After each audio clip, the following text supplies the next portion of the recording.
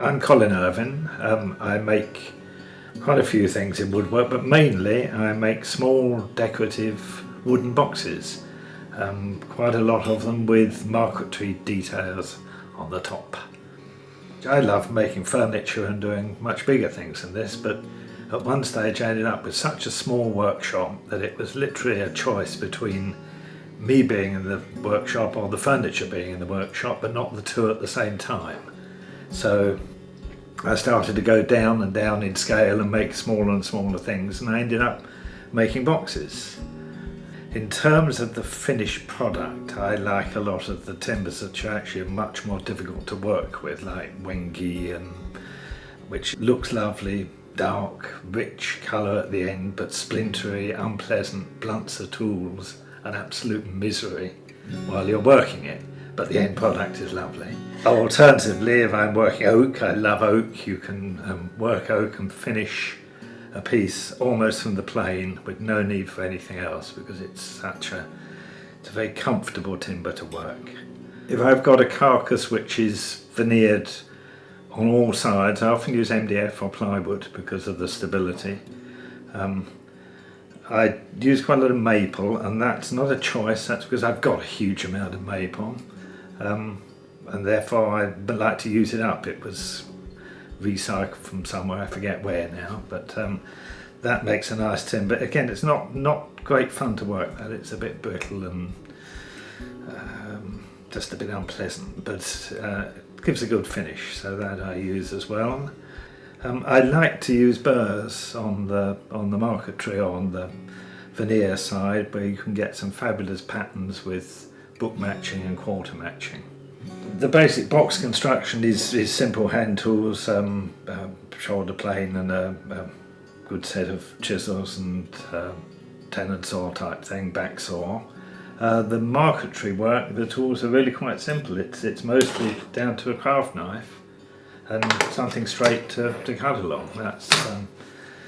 And then a few slightly more sophisticated things, something to do a bit of angles with, and there's something as well to get some accurate widths on. So that does most things, together with the chisel for knocking off ends of things.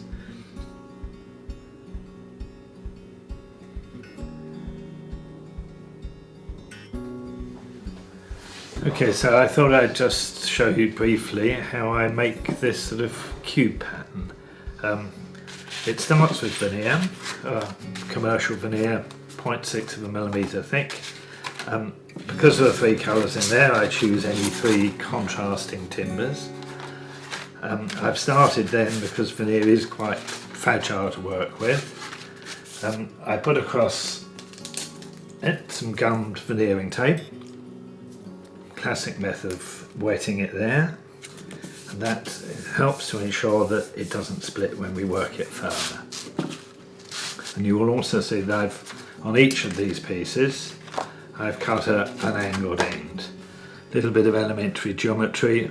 There's obviously 60-degree angles in there. We can all remember that, I'm sure, that something adds up to 180. So cut at 60. We now work on from those, and we're going to make some strips. There's one I've done before, but I'll show you how we do that. Using a caliper, which is set to the width that I want for this, I can line up a ruler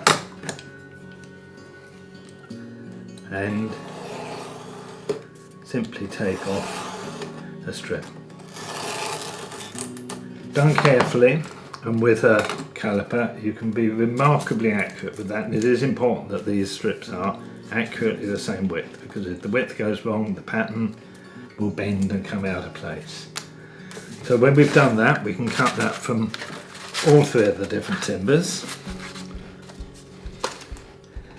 We then need to do one more thing, which is, in order to get going correctly, we need to make certain that those ends are at exactly 60 degrees. So using a variable square,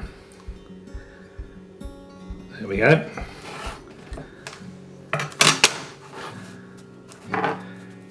And now trim that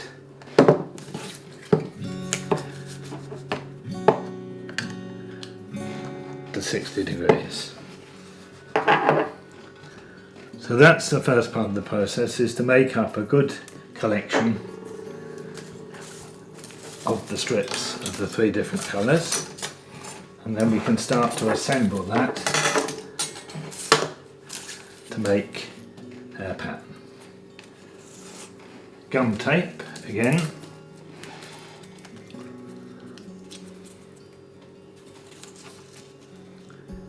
See that the 60-degree cut means that we're accurately there.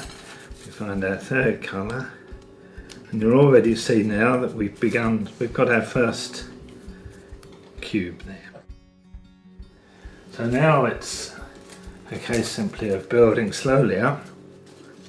More tape.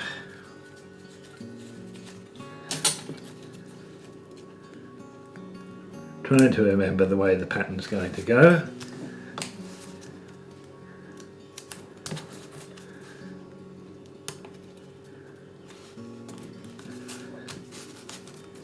And now again just trimming back the excess just so it's a bit tidy. Once we've started to develop a bit like that, the magic of geometry comes in. If everything started right, all the lines on here will line up, and we can use the existing angles to guide where we cut.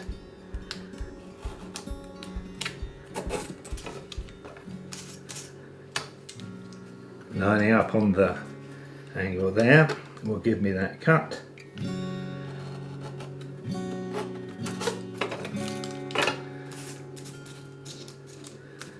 Lining up there will give me that one. You can see now we're already beginning to build the pattern, an alignment and a cut.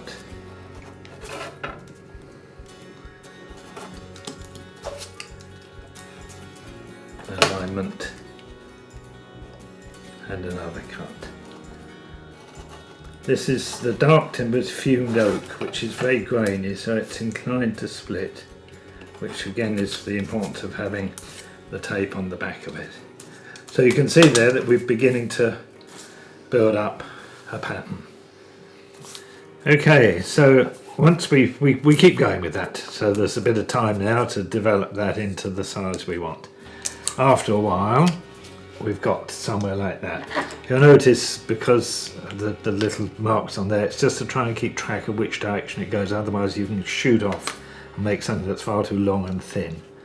Once we've got there, we just need to do one more thing. We'll trim off the excess here. Doesn't have to be exact there, because it's going to be trimmed again when it's glued down. But that just gets rid of that. Just one other thing to say, that's been rubbed with glue, because there's nothing more annoying than picking that up and finding one of those has popped out and it's just disappeared on the floor and you never find it again. Once we've got there, we turn to the piece of timber that's going to form the top of the box, and that is glued down that way. So we've got our gum tape on this surface, it's glued down. When the glue's dried, the tape can be damped, stripped off, and we've then got our pattern adhered there. This particular one I've already started to build on some borders and some edge trim as well. So that's how we get to that sort of cube pattern.